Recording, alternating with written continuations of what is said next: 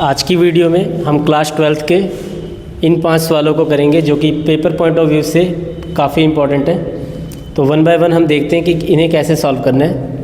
First question, find the value of K if area of triangle is 4 square unit and the vertices are K0, 4, 0 and 0, 2। तो इस सवाल को अगर हम solve करते हैं, आपने सबसे पहले जो लिखना है वो ये लिखना है कि एरिया ऑफ ट्रायंगल कितना दे रखा है हमें, 4 स्क्वायर यूनिट।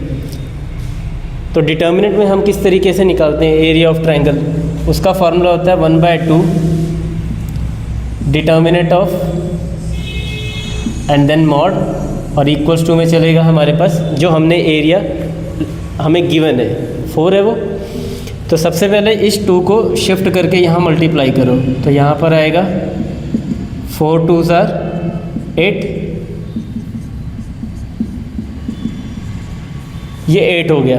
अब जब हम मॉड को शिफ्ट करेंगे तो हमें पता है दूसरी तरफ जो वैल्यू आएगी वो हमारे पास आने वाला है ±8। तो एक बार डेल्टा की वैल्यू को 8 के इक्वल रखो और दूसरी बार -8। और यहाँ हमें सॉल्व क्या करना है, ये जो वर्टिसेस दे रखे हैं उसे हमें यहाँ पे लिखना है।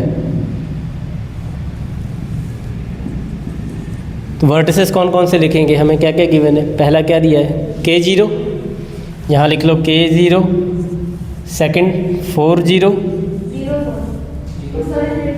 एंड 0 2, और यहाँ क्या आएगा 1 1 1।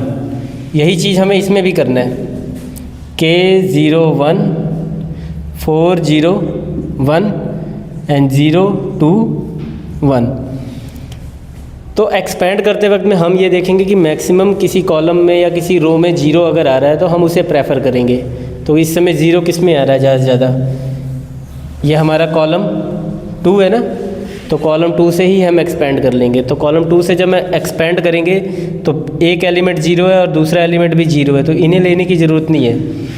हम डायरेक्टली क्या करेंगे, ये जो पोजीशन है ये कौन सी पोजीशन है, ये 1 2 पोजीशन है, ये कौन सी पोजीशन है 2 2, और ये वाली कौन सी पोजीशन है 2 3। तो ऑड पोजीशन है तो इसका मतलब क्या आएगा, माइनस आएगा। तो यहाँ पे आपने लिखना है -2 और डिटर्मिनेंट डिलीट करो ज़रा, कौन सी वैल्यू आएगी, तो K1 4 1, क्योंकि ये रो ये कॉलम और ये रो हम डिलीट करने पे हमें क्या मिल रहा है K1 4 और 1, और इक्वल्स टू में क्या चल रहा है 8। अब आगे बताओ यहाँ पे सॉल्व करोगे, इसको किस तरीके से सॉल्व करोगे, -2 ऐसे ही रहेगा ना, और ये क्रॉस मल्टीप्लाई करके क्या आएगा K माइनस और इक्वल्स टू में हमें पता -2 डिवाइड करेगा जाके 8 को, तो कितना आएगा -4। तो डायरेक्ट लिख लो यहाँ पे K -4 इक्वल्स टू -4, माइनस का 4 दूसरी तरफ जाके प्लस का बन जाएगा, जिससे कि K की वैल्यू क्या आ गई -4 + 4 इक्वल्स टू 0। तो एक तो वैल्यू K की हो गई 0, और यही दूसरी तरफ सेकंड टाइम भी अभी हम सॉल्व करेंगे यहाँ वाले पे भी, तो बिल्कुल वैसे ही -2 डिलीट करने के बाद K1 4 1 और -8 डायरेक्ट लिख लो यहाँ -2 K -4 -8, -2 से -8 डिवाइड हो गया तो 4 आ गया, और इस माइनस को शिफ्ट करेंगे तो K की वैल्यू कितनी आ गई। तो इससे हमारे पास इस सवाल के लिए K की कौन सी वैल्यू आई, कितनी, एक आई 0 और एक आई 8। अब हम सेकंड सवाल करेंगे, y = log x है, जिसमें हमें फाइंड आउट करना है डबल डेरिवेटिव। तो डबल डेरिवेटिव मीन्स हम फर्स्ट टाइम करेंगे फिर सेकंड टाइम। तो first time derivative dy/dx, log का डेरिवेटिव हो गया 1/x। इसे हम थोड़ी देर के लिए सोचे अगर पावर 1 है तो ये हो जाएगा -1। अब हमें इसी चीज़ का डबल डेरिवेटिव फाइंड आउट करना है, मतलब d²y/dx²। तो ये माइनस का पावर आगे और इसी पावर में से एक कम, और फिर हम फर्दर x का डेरिवेटिव करेंगे तो क्या आएगा 1। तो अब इसे सॉल्व करो तो ये आ गया -1 x की पावर -2। तो इसे हम ऐसे लिख सकते हैं क्योंकि नेगेटिव पावर डिनोमिनेटर में जाएगा तो वो क्या हो जाएगा, पॉजिटिव, तो -1/x²। आंसर देखते हैं, इसका इंटीग्रेशन करना है हमें 1/1 + cos x। तो इस तरह का सवाल अगर है हमारे पास तो दो तरीक़ों से हो सकता है ये फार्मूला, मतलब सॉल्व। पहली जो है हम इसे लिखेंगे 1 + cos थीटा का फार्मूला यहाँ पे यूज़ करते हैं सपोज़।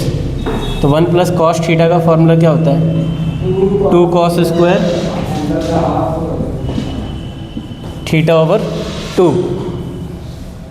यही चीज़ हम यहाँ यूज़ कर लेंगे, तो ये आएगा dx/2 cos² x/2। तो दो तो बाहर हो जाएगा, ये मल्टीप्लाई का एक कांस्टेंट है, और cos का रेसिप्रोकल क्या होगा, sec² x/2। हाँ, 1/cos हमारा रेसिप्रोकल होके सेकेंड हो गया। अब sec² x dx की हमें इंटीग्रेशन करनी है, तो क्या होगा, tan x, क्योंकि हमें पता है tan का डेरिवेटिव है तो sec² x, तो sec² x का इंटीग्रेशन क्या होगा, tan x।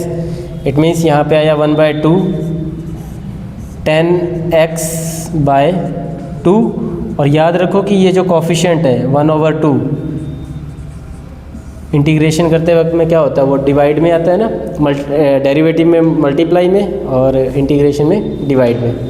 तो अब आप क्या करोगे आगे, 1/2 से ये वाला 1/2 क्या हो जाएगा, कैंसिल। साथ ही साथ जो भी वैल्यू बची उसके साथ कांस्टेंट ऑफ इंटीग्रेशन लिख के आंसर। अब इसी थर्ड सम को अगर हम रैशनलाइज करके करते हैं तो dx/1 + cos x। अब यहाँ पे ये प्लस में है, तो रैशनलाइज के वक्त में माइनस लेके इसे मल्टीप्लाई करेंगे, जिससे कि वैल्यू आएगी 1 - cos x dx। और dx लिखना इंपॉर्टेंट है इंटीग्रेशन के साथ में, ठीक है, इसे अवॉइड नहीं कर सकते। और अपॉन में ये हुआ a + b और a - b, जिसका फार्मूला क्या होता है, a² - b²। यहाँ लिख भी लो, आइडेंटिटी यूज़ हुई है a + b × a - b, तो a² - b²। अब ये जो चीज़ें हमें पता है 1 - cos² थीटा का फार्मूला क्या होता है, sin² थीटा। 1 का स्क्वायर क्या होगा, 1, और cos² x, यहाँ चल रहा है dx। अब ये 1 - cos² थीटा है, जिसका फार्मूला होता है sin² थीटा। तो यहाँ पे मैं लिख रहा हूँ 1 - cos x dx और अपॉन में sin² x, ठीक है। रीज़न यहाँ लिख भी लो, कौन सा आइडेंटिटी यूज़ किया, 1 - cos² थीटा = में sin² थीटा। अब इसे स्प्लिट करो, स्प्लिट इन द सेंस ये इसे भी डिवाइड करेगा और इसे भी डिवाइड करेगा, तो यहाँ आएगा 1/1 sin² x dx, then minus cos x divide में sin² x dx। अब हमें पता है sin² x का रेसिप्रोकल cosecant² x।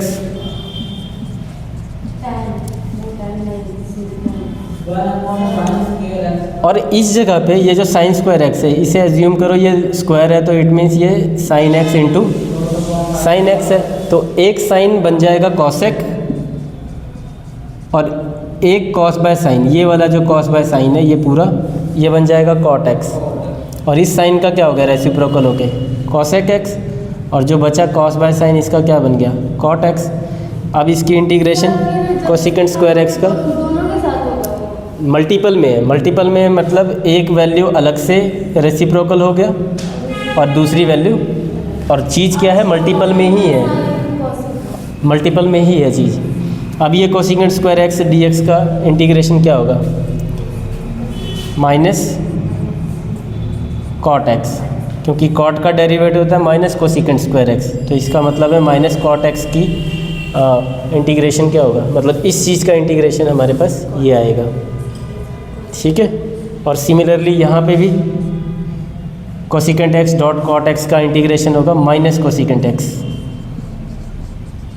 तो हमारे पास ये ओवरऑल आंसर आया cot X plus cosecant X plus C. ये वाला कोसिकेंट, ये वाला इस पूरे की इंटीग्रेशन है, ये फार्मूला है। ठीक है, चौथे सवाल की सॉल्यूशन को देखेंगे अब। D y by d x plus 1 plus y square over y equals to 0। तो ये डिफरेंशियल इक्वेशन चैप्टर का है, जिसमें हम वेरिएबल को सेपरेट करते होते हैं कि x वाला एक पूरा एक तरफ राइट साइड या लेफ़्ट साइड और y वाला भी सेम। तो करोगे कैसे? D y by d x ऐसे ही रखना है, ये पूरा प्लस का जो क्वांटिटी है, ये वाली पूरी टर्म, ये इधर आके क्या हो जाएगा माइनस का। और हमें वेरिएबल सेपरेबल करना है, तो ये पूरा y वाला इस साइड फ्रैक्शन से न्यूमरेटर ओवर डिनोमिनेटर चेंज हो जाएगा। तो ये बन जाएगा y over 1 plus y square, और यहाँ से ये dx मल्टीप्लाई हुआ तो माइनस का dx। और जैसे ही सेपरेट होता है हमें क्या करना होता है, दोनों तरफ इंटीग्रेशन, और इंटीग्रेशन के साथ ही साथ क्या आ जाता है प्लस c। अब इस चीज़ की इंटीग्रेशन हम कैसे करेंगे? तो हमें पता है इसका डेरिवेटिव ऊपर है, 1 का डेरिवेटिव क्या होगा 0, और वाई स्क्वायर का क्या होगा 2y। तो हम यहाँ पे 2 से डिवाइड और 2 से मल्टीप्लाई करेंगे, जिस वही चीज़ सब्स्टिट्यूशन ही है, डायरेक्ट कर रहे हैं बस। तो यहाँ पे क्या आया 1/2, इस पूरे का डेरिवेटिव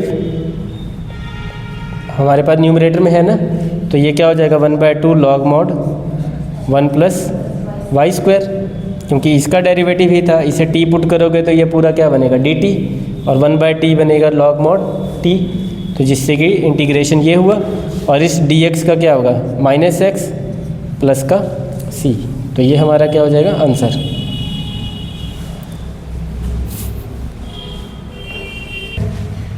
फिफ्थ सवाल, हमें प्रूफ करना है कि tan inverse 1/2 plus tan inverse 1/7 को हमें राइट साइड पे जो वैल्यू लेकर आनी है वो cos इनवर्स के टर्म में लेकर आना है। तो इस सवाल का जो सिंपल सॉल्यूशन है वो यही है कि आप सबसे पहले फार्मूला लगाओ, tan का ही लगाओ, tan inverse x plus tan inverse y, जिसका फार्मूला होगा x plus y over 1 minus x y. और एक बार जब ये tan इनवर्स में बन गया तो इसे शिफ्ट करते वक्त में जो हम फार्मूला लगाने वाले हैं 2 tan इनवर्स x का फार्मूला लगेगा। फिर दूसरी तरफ में 2 tan इनवर्स x, यहाँ पे cos inverse 1 minus x square over 1 plus x square का फार्मूला लगेगा। तो पहले हमें ये सॉल्व करना है, जिसमें ये हमारा x होगा और ये हमारा y। तो देखो ज़रा लेफ़्ट हैंड साइड लिखा हमने tan इनवर्स क्या कह रहा है x plus y, it means 1/2 plus 1/7, और अपॉन में 1 minus x y, it means 1/2 into 1/7। तो यहाँ पे हमें क्या करना पड़ेगा एलसीएम करके हमारे पास जो वैल्यू आ रही है क्रॉस मल्टीप्लाई कर लो, सबसे आसान 7 1 7, और यहाँ पे 2 को 1 से किया 2, और अपॉन में 2 और 7 मल्टीप्लाई होके दे दिया हमें 14। और यही चीज़ हम यहाँ भी करेंगे, तो 1 माइनस 1 इंटू 1 1, और 2 इंटू 7 14।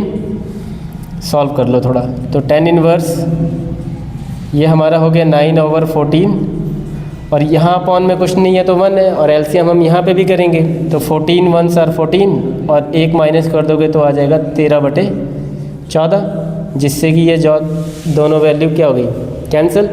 और अब हमारे पास जो बचा है वो है tan इनवर्स 9 ओवर 13। तो मैंने बोला हम फर्स्ट ये फार्मूला लगाएंगे, इस आइडेंटिटी को यूज करेंगे, देन सेकंड हमें ये लगाना है। तो अगर मैं ये 2 मल्टीप्लाई से इसे शिफ्ट कर दूँ दूसरी तरफ, तो ये क्या हो जाएगा 1/2 cos inverse 1 minus x square over 1 plus x square. तो बिल्कुल हमें यही फार्मूला लगाना है, जहाँ पे x की वैल्यू को क्या फिल करेंगे हम 9 ओवर 13। तो यहाँ मैं इसके बाद क्या लिख रहा हूँ 1/2 cos inverse 1 minus x square, it means 9/13 का स्क्वायर, और अपॉन में भी 1 प्लस 9/13 का स्क्वायर। तो सबसे पहले ओपन कर लो इसके होल स्क्वायर को, तो कितना आ गया हमारे पास 1/2 कॉस इनवर्स 9 का स्क्वायर कितना होगा 81, 81/169, तो 1 माइनस 81/169 डिवाइड में सेम यही चीज़ 1 प्लस 81/169। हमें न्यूमरेटर में भी और डिनोमिनेटर में भी क्या करना है एलसीएम, तो एलसीएम कर लो।